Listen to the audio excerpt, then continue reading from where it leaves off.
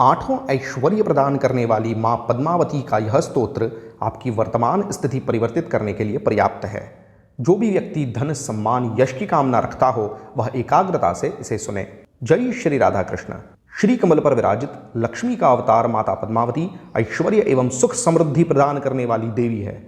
इस स्तोत्र में साधक माता पद्मावती से ऐश्वर्य, सुख एवं मंगल आशीर्वादों की कामना करते हुए बारंबार प्रणाम करता है। इस स्तोत्र के नित्य पठन से माता पद्मावती, जो भगवान वेंकटेश के हृदय में स्थापित है, उनकी विशेष कृपा प्राप्त कर व्यक्ति सौभाग्यवान बन सकता है।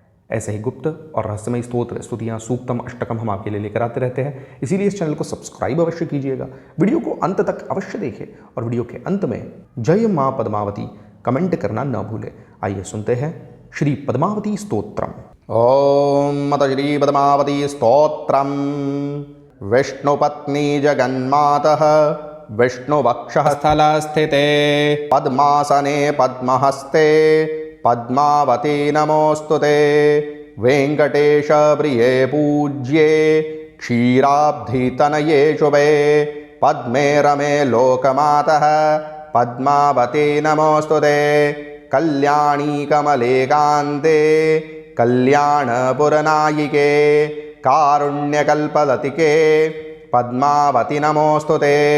सहस्रदलपद्मस्थे कोटिचन्द्रनिभानने पद्मपत्र विशालाक्षी पद्मावती नमोस्तुते। सर्वज्ञे सर्ववरदे सर्वमङ्गलदायिनी सर्वसम्मानिते देवी पद्मावती नमोस्तुते। सर्वहृद्दहरावासे सर्वपापभयापहे अष्टैश्वर्यप्रदे लक्ष्मी पद्मावती नमोस्तुते। देहि मे मोक्षसाम्राज्यं देहि त्वत्पाददर्शनम् अष्टैश्वर्यं च मे देहि पद्मावती नमोस्तुते। नक्रश्रवणनक्षत्रे क्रतोद्वाह महोत्सवे कृपया पाहि नः पद्मे त्वद्भक्तिभरितान् रमे। इन्दिरे हेमवर्णाभे त्वां वन्दे परमात्मिकां भवसागरमग्नं मां रक्ष रक्ष महेश्वरी। कल्याणपुरवासिन्यै नारायण्यै श्रियै नमः। श्रुतिस्तुतिप्रगीतायै देवदेव्यै च मङ्गलम्।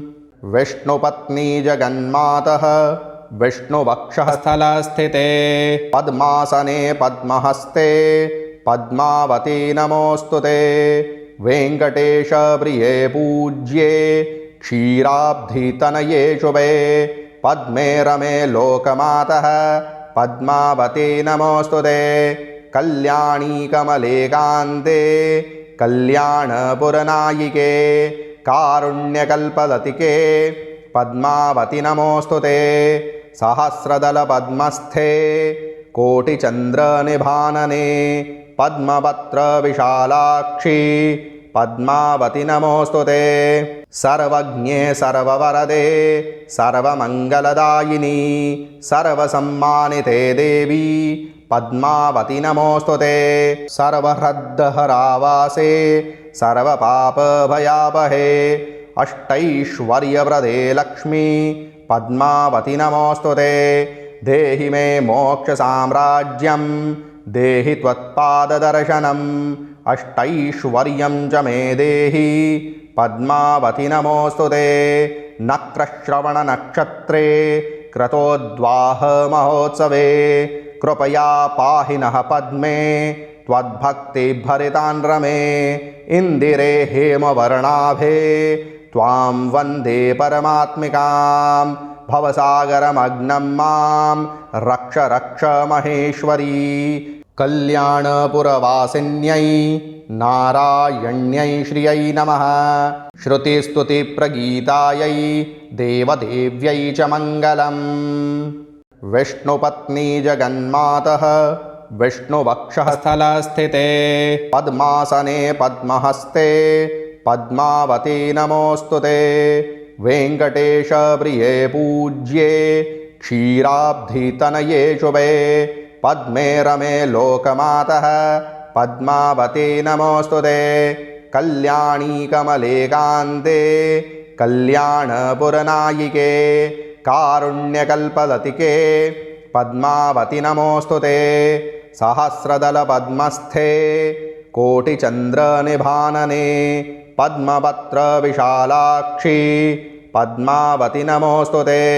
सर्वज्ञे सर्ववरदे सर्वमङ्गलदायिनी सर्वसम्मानिते देवी पद्मावति नमोऽस्तुते। सर्वहृद्दहरावासे सर्वपापभयापहे अष्टैश्वर्यप्रदे लक्ष्मी पद्मावति नमोऽस्तुते। देहि मे मोक्षसाम्राज्यं देहि त्वत्पाददर्शनम् अष्टैश्वर्यं च मे देहि पद्मावति नमोऽस्तुते।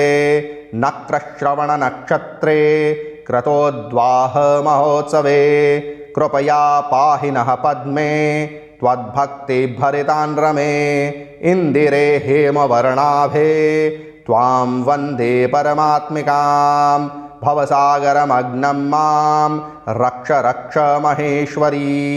कल्याणपुरवासिन्यै नारायण्यै श्रियै नमः। श्रुतिस्तुतिप्रगीतायै देवदेव्यै च मङ्गलम्। विष्णुपत्नी जगन्मातः विष्णुवक्षः स्थलस्थिते पद्मासने पद्महस्ते पद्मावती नमोऽस्तुते। वेङ्कटेशप्रिये पूज्ये क्षीराब्धितनये शुभे पद्मे रमे लोकमातः पद्मावती नमोऽस्तुते। कल्याणी कमले कान्ते कल्याणपुरनायिके कारुण्यकल्पलतिके पद्मावति नमोऽस्तुते।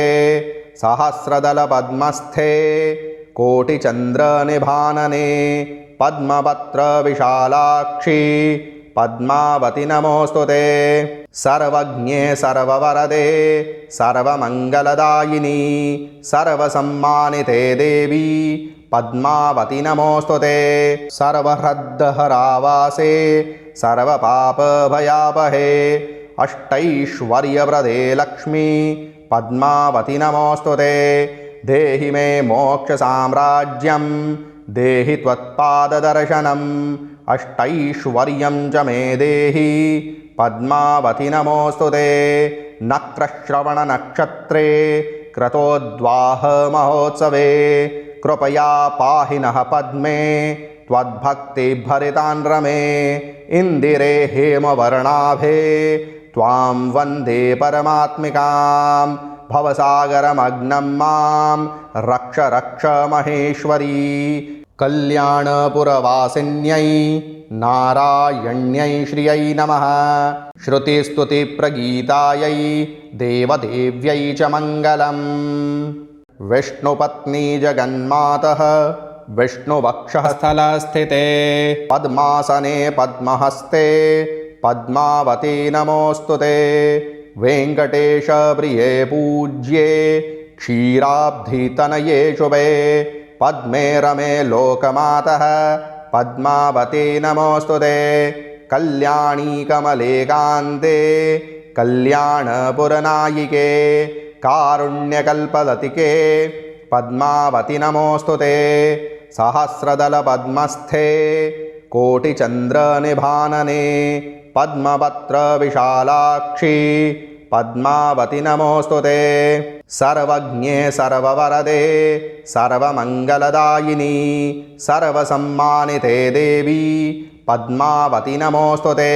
सर्वहृद्दहरावासे सर्वपापभयापहे अष्टैश्वर्यप्रदे लक्ष्मी पद्मावति नमोऽस्तुते। देहि मे मोक्षसाम्राज्यं देहि त्वत्पाददर्शनम् अष्टैश्वर्यं च मे देहि पद्मावति नमोऽस्तुते। नक्रश्रवणनक्षत्रे क्रतोद्वाहमहोत्सवे कृपया पाहि नः पद्मे त्वद्भक्तिभरितान् रमे इन्दिरे हेमवर्णाभे त्वां वन्दे परमात्मिकां भवसागरमग्नं मां रक्ष रक्ष महेश्वरी। कल्याणपुरवासिन्यै नारायण्यै श्रियै नमः। श्रुतिस्तुतिप्रगीतायै देवदेव्यै च मङ्गलम्। कल्याणपुरवासिन्यै नारायण्यै कल्याणपुरवासिन्यै नारायण्यै